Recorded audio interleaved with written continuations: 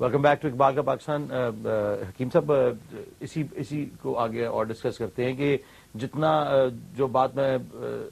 Point out کر رہا تھا کہ شاید آرگنائز ریلیجن نے آرگنائز باڈی آف ریلیجن جو بن جاتے ہیں ٹھیکیدار بن جاتے ہیں اسلام کے یا کسی بھی ریلیجن کے,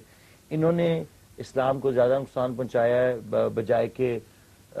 صہیونی طاقتیں یا امپیریل فورسز جو بھی اور ادر فورسز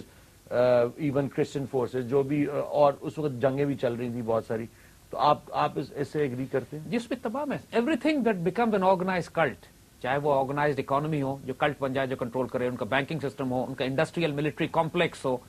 ان کا کیپٹلسٹ کمیونسٹ اکنامک ماڈل ہو, یا آرگنائز ریلیجن بن جائے, یہ گروپ آف پیپل جو ٹھیکیدار بن جائیں, چاہے وہ کرسچینٹی میں ہو, جوڈیزم میں ہو یا اسلام میں ہو, وہ پرابلم کریٹ کریں گے. اللہ کے دین میں مساوات ہے, وہی ہم آگے آپ کو بتاتے ہیں کہ کیا سلسلہ ہے. کہ اقبال جب اسی لیے پڑھے لکھے مسلمانوں کو, نوجوان طبقے کو جب وہ ایڈریس کرتے ہیں تو ساتھ ساتھ وہ یہ بھی ایمفسائز کرتے ہیں کہ تم اس سارے معاملات کو نہیں چل سکو. اس کا مطلب یہ نہیں ہے کہ تم ماڈرن ہونا چاہتے ہو, جدید دور کے تقاضے پورا کرنا چاہتے ہو, تم شریعت کو ترک کر دو. نو, تمہیں شریعت پر آنا پڑے گا. You have to be educated on your deen. You have to understand کہ دین کے لاز کیا ہیں, اس کی پریکٹسز کیا ہیں, اس کی عبادات کیا ہیں, بیکاز ان کی ایک وزڈم ہے جو تمہاری سیلف کانشیس کو, تمہارے وجود کو, تمہارے خودی کو,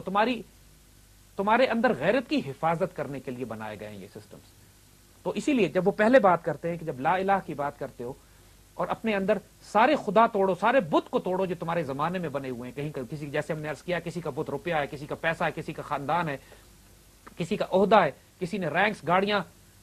جائیدادیں, زمینیں, گھوڑے, کاریں, یہ بت بنائے ہوئے لوگوں نے. جب تم لا الہ کہہ کے سارے بتوں کو نگیٹ کرتے ہو اور اس بات کو مانتے ہو کہ اللہ محبوب, مقصود, مطلوب, خدا, میرے لیے قانون بنانے والا جس کو میں فالو کروں گا, جس سے میں پیار کروں گا, وہ صرف اللہ کی ذات ہے, تو اس کے بعد تمہارے لیے لازم ہے کہ اگلے سٹیپ پہ آؤ جو نماز ہے. اور نماز کے بارے میں پھر اقبال نے کہا کہ نماز وہی ہے کہ قلب مسلم را حج اصغر است, کہ حج اصغر نماز, کہ نماز کی حیثیت ایسے ایک مسلمان کے دل کے لیے کہ جیسے وہ ایک حج کر رہا ہے, حج اصغر کر رہا ہے. حج کرتے ہو تو تم اللہ تعالیٰ کے پاس جاتے ہو, ایک پورا ریچول ہے جو کرتے ہو, اور ہر روز دن میں تم 5 دفعہ وہ حج کرتے ہو اپنے گھر میں بیٹھ کے جب تم نماز قائم کرتے ہو. اور کہا کہ نماز مسلمان کے ہاتھ میں ایک ایسے خنجر کی طرح ہے کہ جو بے حیائی, سرکشی اور ناپسندیدہ چیزوں کو قتل کر دیتی ہے. یعنی قرآن کی جو آیت ہے کہ ان الصلاۃ تنہی عن الفحشاء والمنکر, کہ نماز جو ہے وہ روکتی ہے فحاشی اور برائی اور بدکاری اور بری چیزوں کے ساتھ. اگر تم نماز کو اس کی اسپرٹ کے ساتھ, اس کی روح کے ساتھ پڑھو کہ جس میں تم اللہ کے سامنے مخاطب ہو, اللہ تمہارے سامنے, بات کرو اللہ سے اس طرح جس طرح ایک بندہ اپنے اللہ سے یا ایک دوست سے بات کرتا ہے, تو جب تم اس کیفیت کے ساتھ اس کے سامنے جاؤ گے تو تمہاری زندگی میں انقلابی تبدیلی آئے گی. Spiritual change is begun to come. فحاشی, برائی, بدکاری, وہ تمام ایسپیکٹس, کیونکہ جب تم 5 دفعہ رب کے آگے رپورٹ کرو گے جا کے کہ میں کاروائی کیا ڈال کر آیا ہوں اپنی زندگی میں, تو تمہیں خود شرم آئے گی کہ what am I doing, I need to behave, I need to going in front of my friend, مجھے کم از کم اپنے آپ کو اتنی پیور فارم میں تمہیں لے کے جاؤں, یا غلطیاں ہو جاتی ہیں تو جا کے معاف کرواؤں اس سے کہ یار غلطی ہو گئی, اللہ معاف کر دینا یار, بندہ آپ کا, لیکن میں بندہ ہوں, آپ میرے رب ہیں, I acknowledge, I surrender myself to you. تو یہ اقبال بتاتے ہیں کہ جب تک تم شریعت کی پابندی پہ نہیں آؤ گے, جب تمہاری خودی کی حفاظت نہیں ہوگی, یہ ساری چیزیں ڈیزائن کی گئی ہیں تمہاری خودی کی حفاظت کے لیے. اور کہتے ہیں پھر روزے پہ آئے, کہتے ہیں روزہ جو ہے بھوک اور پیاس پر شبخون مارتا ہے اور تن پروری کے قلعہ خیبر کو توڑتا ہے. دس از فیسنیٹنگ. تن پروری کے قلعہ خیبر پر توڑتا ہے. دیکھو یہودیوں کا قلعہ خیبر تھا جس کے اندر یہودیوں نے اپنے آپ کو چھپا کے رکھا ہوا تھا مدینے کے نارتھ میں. تو اقبال نے مثال یہی دی ہے کہ جس طرح یہودیوں نے اپنے کفر کو چھپایا ہوا تھا اپنی مضبوط دیواروں میں, اسی طرح انسان اپنے نفس کو, اپنی شیطانیت کو پالتا ہے جب وہ اپنے جسم کو پالنا شروع کرتا ہے, جب وہ سینشول باڈیلی ڈیزائرز کے پیچھے بھاگتا ہے, جب وہ سارے کام صرف اس لیے کرتا ہے کہ میں روپیہ کماؤں, دنیا میں میرا سٹیٹس ہو, میرا جسم آرام کرے, میرے جسم کو سکون ملے, اپنی ہر desire, every lust, every desire that he has in his body, وہ اس کو پورا کرنے کی کوشش کرتا ہے. تو یہ ایک ایسا خیبر کا قلعہ بن جاتا ہے کہ جو ایک اس کے کفر کو پال رہا ہوتا ہے. اور اس خیبر کے قلعے کو توڑنے کے لیے اللہ نے جو ویپن سسٹم رکھا ہے وہ روزہ ہے. جب تم روزہ رکھتے ہو تو تم اپنی ڈیزائرز پر قابو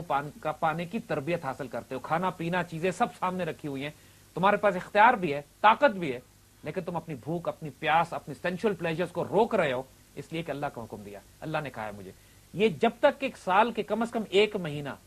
تم اپنا یہ ایک ٹریننگ کورس نہ کرو, ایک ریفریشر نہ کرو ہر سال, تمہارا جسم اتنا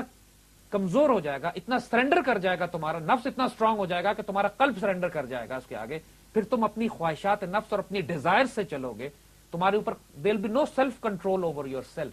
اور اس سیلف کنٹرول کو قائم رکھنے کے لیے تم نے نماز کے ساتھ ساتھ روزے کو لازمن فالو کرنا ہے, کیونکہ اگر تم نے روزے کو ابینڈن کر دیا تو تمہارا جسم اتنا مضبوط ہو جائے گا, جسم سے مطلب تمہارا نفس اتنا مضبوط ہو جائے گا, تمہاری خواہشات اور ڈیزائرز اتنی مضبوط ہو جائیں گی کہ you will not be able to deliver anything in this world. ہماری دنیا میں مثالیں اس بات کی سینکڑوں موجود ہیں کہ anybody who gives in to desires, anybody who gives in to lust and does not control it. پھر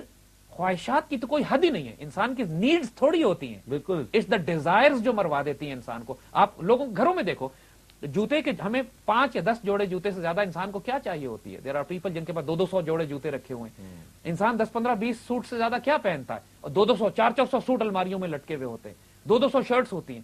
یعنی یہ ساری نیڈز نہیں ہیں, یہ ڈیزائر ہے, وانٹس ہیں, اور اس کی کوئی حد نہیں ہے. انسان اس کو جتنا پھیلاتا چلا جائے, اگر اس کو سختی سے کنٹرول نہیں کرے گا تو یہ وانٹس انسان کو انہائلیٹ کر جائیں گے, ٹیک اوور کر لیں گے. اور for anybody who wants to bring a change in this world, پہلا کام اس کا یہ کہ اپنی ڈیزائرز پر قابو رکھے. Very nice. We're going to take a break.